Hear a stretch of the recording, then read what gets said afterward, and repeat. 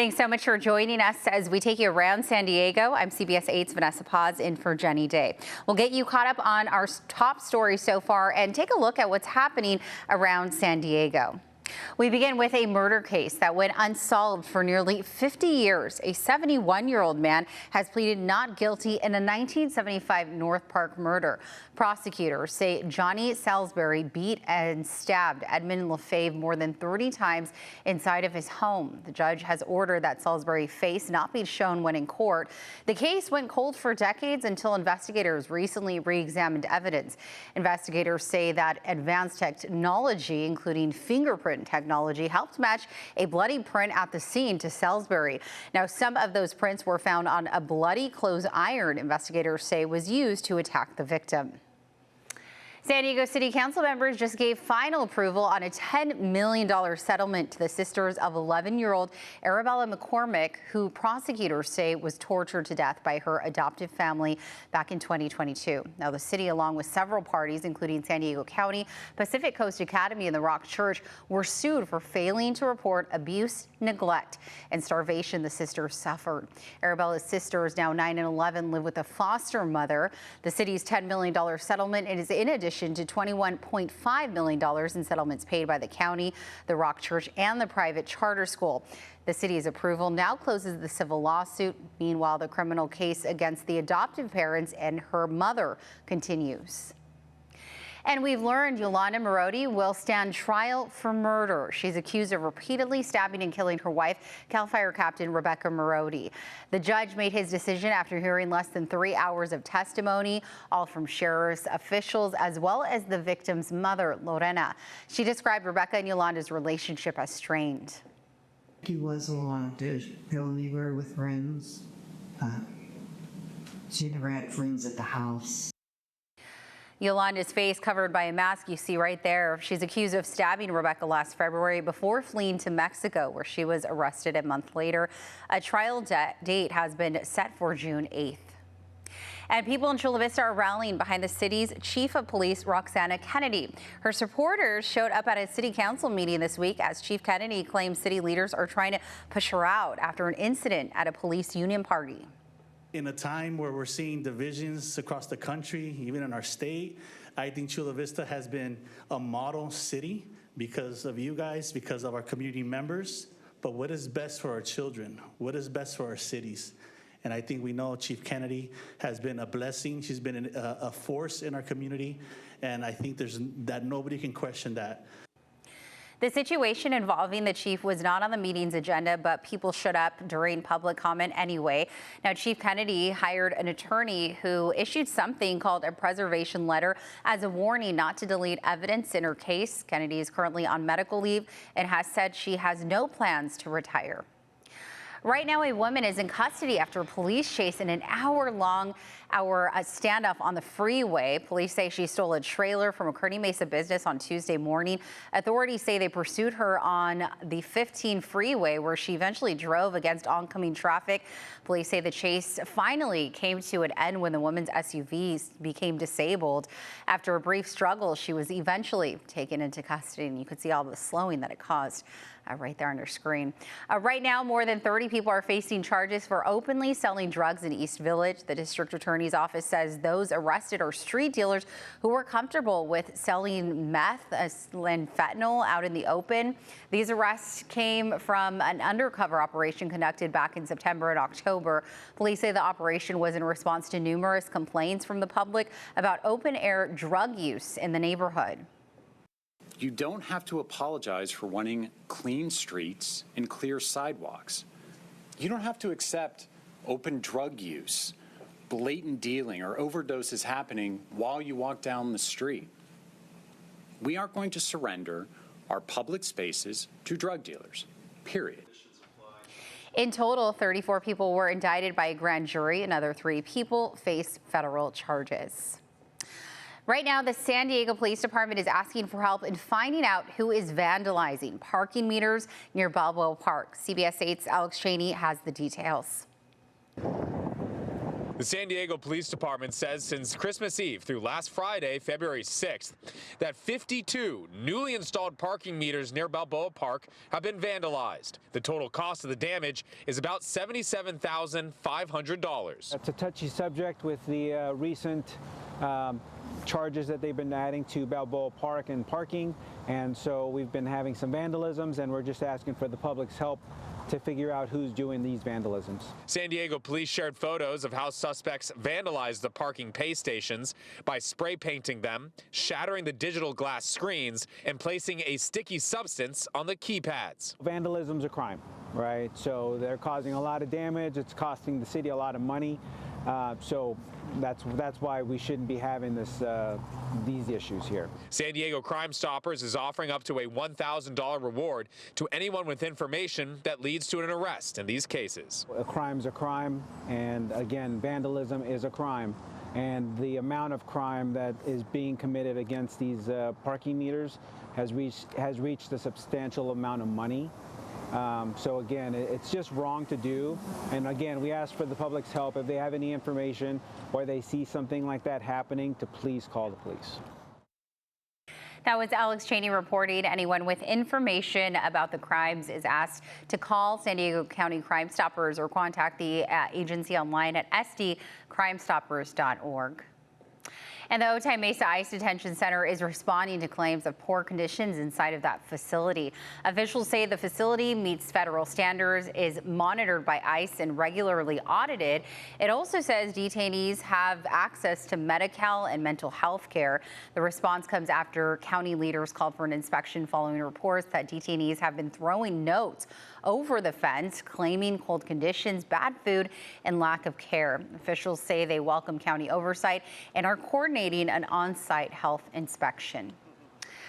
Well, up next, the strike at Kaiser Permanente is growing, with more employees walking off the job. What this means for patients across San Diego. And in Pacific Beach, a controversial high-rise project is hitting a major roadblock. Why neighbors say the fight is far from over. Thank you so much for sticking with us as we continue to take you around San Diego. Car crashes involving pedestrians have gone up in recent years in the city of San Diego. CBS 8 obtained the data through a public records request after a deadly hit-and-run crash in PB over the weekend. Back in 2025, there were 687 reported collisions. That's the highest number in 6 years. At the same time, the number of pedestrian deaths and serious injuries has remained steady. The city says it still remains committed to its Vision Zero goal of eliminating traffic deaths by enhancing visibility near roads, reducing vehicle speeds, and using thoughtful road design.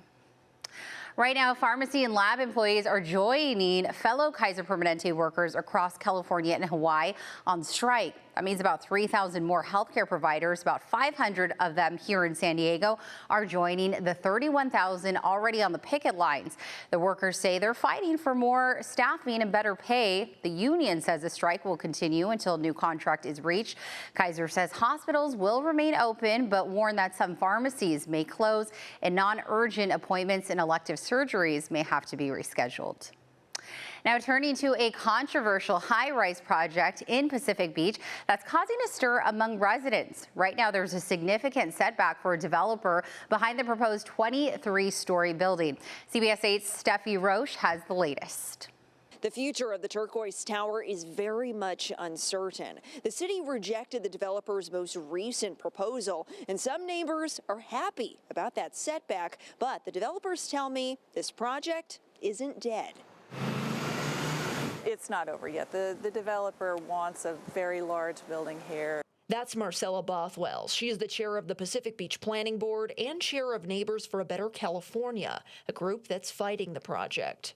Under the current proposal, the development would sit on 2/3 of an acre and include 139 hotel rooms and 75 apartments atop ground floor shops. But the city says the project is not legal in its current form, primarily because the developer plans to treat the visitor accommodation units as long-term rentals. In this December 23rd letter, San Diego's Development Services Department rejected the latest version of the plan, citing insufficient and conflicting information from the developer, Colonimus Development Partners. The hotel component, they say it's both commercial and residential, and it can't be both. And if it's residential, they've already maxed out with the 74 units with the state bonus density law. City officials say they need clarity on whether those units are commercial hotel rooms or long-term residential apartments, because different rules and different height limits apply.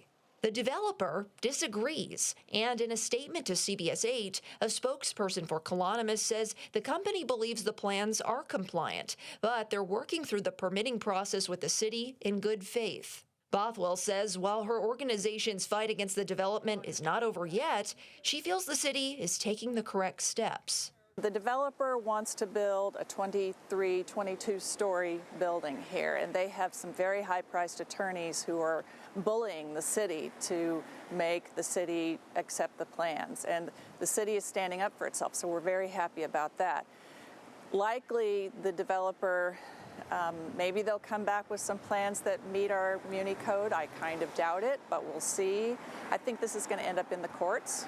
And for more context, the turquoise tower would far exceed the height of many of the buildings in this low-rise PB neighborhood, and this has led to strong opposition from the start. And this project remains unapproved at this time. For now, reporting from Pacific Beach, I'm Steffi Roche, CBS 8. A group pushing to bring red light cameras back to Encinitas just cleared a key hurdle, but not without pushback. Safe Streets Encinitas was formed after a series of deadly crashes, including one that killed 12-year-old Emery Chelicane last April. The group is now proposing red light cameras to be installed at Encinitas Boulevard in El Camino Real, as well as El Camino Real and Lucadia Boulevard. The issue was up for a vote before the city's Mobility and Transportation Commission earlier this week. Some speakers and commissioners pushed back and questioned the efficacy and cost effectiveness. The hill goes up very steeply, up to Canterbury, I believe. Shame on you. Shame on you. But after deliberation, the commission voted to move the proposal forward and now heads to the Encinitas City Council, where members will take it up at a future meeting. Well, coming up, parking meters are sparking frustration across the city where that money is going and whether or not it's making a difference. Welcome back. Thanks so much for joining us. So right now, El Cajon is weighing options to revive its largest indoor mall. Parkway Plaza is more than 50 years old, but struggling with empty storefronts and low foot traffic.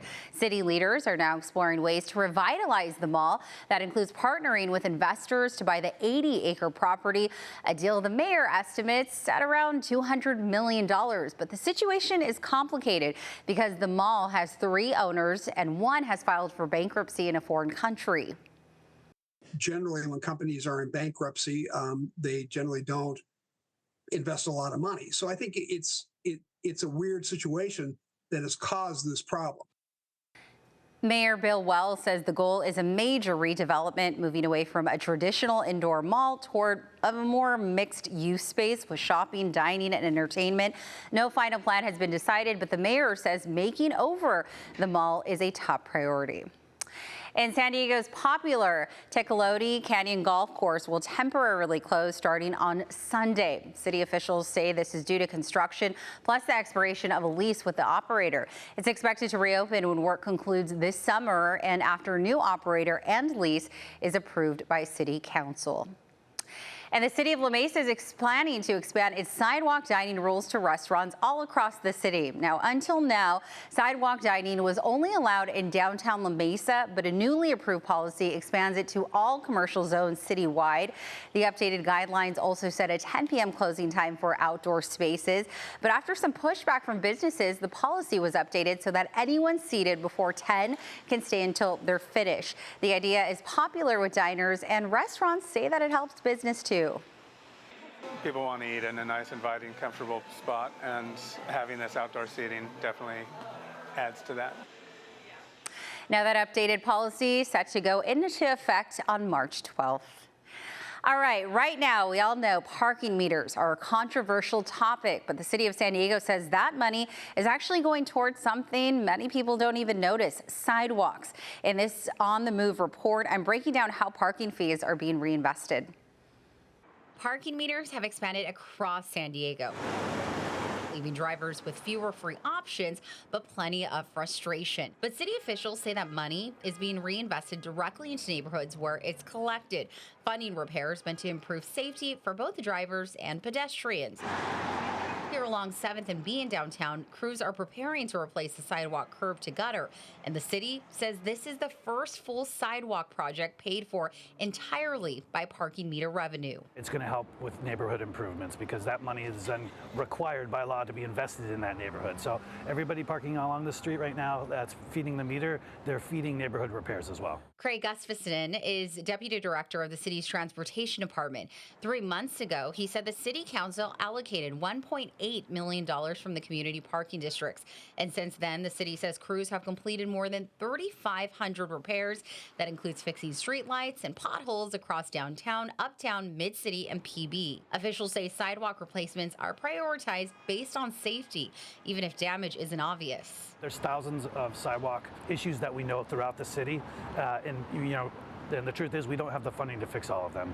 And so what we have to do is prioritize based on public safety. The city also plans to expand parking meters in Mid-City, which officials say will generate more funding for future repairs. We are doing some further expansion of parking meters in Mid-City, so that'd be the neighborhoods going along El Cajon Boulevard and whatnot, because we know that one of the reasons why we want to put meters in, because then it generates more revenue, and that's more money that we can put into repairs. City officials say crews are working nights and weekends to avoid disrupting traffic and businesses. And while parking meters remain controversial, they say those dollars are now going directly into improving the streets people use every day. And to see your parking dollars at work, visit CBS8.com and click on this story. There you can find a link to the city's Get It Done app where you can report sidewalks, streetlights, or anything else that needs fixing out in your neighborhood. All right, well, coming up, really fun story here. A gray wolf has been spotted in Southern California. Why wildlife experts say her 400-mile journey is a major milestone. Welcome back. A historic wildlife sighting caught on camera. A gray wolf has been spotted in Los Angeles County for the first time in over 100 years. And the rare sighting near Lancaster is turning heads across Southern California. CBS 8's Sean Stiles spoke with the California Wolf Center about why this moment marks a major milestone for the species' return. He shares more in this Earth 8 report. Last week, the California Department of Fish and Wildlife shared with us the sighting of a gray wolf here in Southern California, Los Angeles County, near Lancaster. I had a chance to talk to Jacob Keating with the California Wolf Center in Julian to tell us about the significance of this sighting. It is exciting because wolves are part of our California heritage. They were here before we were a state. It's been more than 100 years since a gray wolf has been spotted in Southern California, and the path for this female gray wolf to get here began generations ago. So all the wolves that are coming back into California today are from those Rocky Mountain releases back in the 90s. She was born in Northern California into the Bayam-Sao pack 3 years ago, and last year became ready to look for a mate. Up until she headed south enough to run into the Yalumni pack, which is in Kern County, I think Sequoia National Forest area. And a lot of the reports will say that she joined the Yalumni pack. The speculation is she continued south until she made her way into Central California. So it's highly likely that about a year ago this time, she left the Bayam-Sao pack and she headed south. Still looking for a mate, the Yalumni pack was tight, so she moved on. But before that could happen, she was collared with a tracking device. Then this time of year is breeding season, so those hormones start coming up in her again, and so it makes sense that this would be another time that she would disperse. Which brings her to Southern California. The video was taken in the mountains near Santa Clarita, a journey of nearly 400 miles looking for a mate that's not here, but nonetheless very exciting and shows the success of the program. But the wolves are coming back on their own. They're saying, hey, look at this area in California that we like. This looks like a good place for us to be able to live and persist and reproduce. And so the wolf recovery story in California is really exciting. The female is BEY03F. For now, she'll probably hang out in Southern California, but because she won't find a mate down here, speculation is she'll probably head back north to Central California. Sean Stiles, Earth 8. Oh. And this is exciting stuff. The San Diego County Fair has announced the first 4 acts of the Toyota concert series. The lineup includes country music singer Co-Wet Soul, Grammy-winning legends Los Tucanes de Tijuana, DJ Marshmello, and Good Charlotte. The pre-sale has already started, so grab your tickets. The first day of the fair coming up soon, June 10th. All right, well, that'll do it for us. Thank you so much for your time and for staying informed. For CBS 8, I'm Vanessa Paz. Take care.